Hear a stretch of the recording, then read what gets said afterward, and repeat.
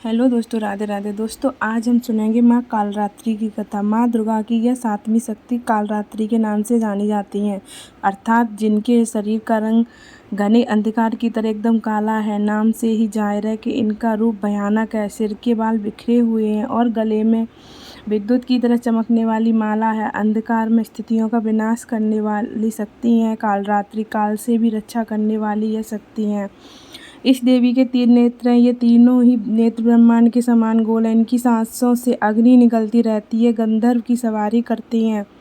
ऊपर उठे हुए दाहिने हाथ की वर मुद्रा भक्तों को वर देती है। दाहिने की तरफ नीचे वाला हाथ अभय मुद्रा में है, यानी भक्तों को हमेशा निडर निर्भय रहो। बाईं तरफ के ऊपर वाले हाथ में लोहे का कांटा तथा नीचे वाले हाथ में खड़ग है। इनका रूप भले ही भयंकर हो, लेकिन ये सदैव शुभ फल देने वाली ही माँ है, इसलिए ये शुभकारी कहलाई हैं। अर्थात इनसे भक्तों को किसी भी प्रकार से भयभीत या अंकित होने की कतई आवश्यकता नहीं है।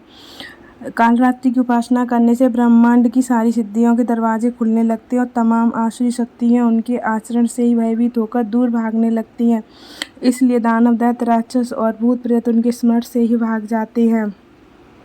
पौराणिक कथा के अनुसार रक्तबीज नामक राक्षस ने देवता और मनुष्य सभी अस्त्र थे। रक्तबीज राक्षस की एक विशेषता यह थी कि जैसे उसके रक्त की बूंद धरती पर गिरती उसके जैसा एक और राक्षस पैदा हो जाता था।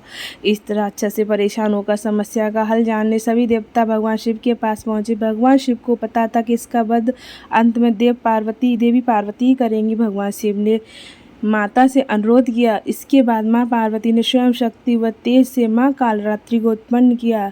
इसके बाद जब माँ ने दैत्य रक्तबीज का अंत किया और उसके शरीर से निकलने वाले रक्त को माँ कालरात्रि ने जमीन पर गिरने से पहले ही अपने मुख में भर लिया। इस रूप में माँ पार्वती कहलाई। बोलो कालरात्रि मैया की जय।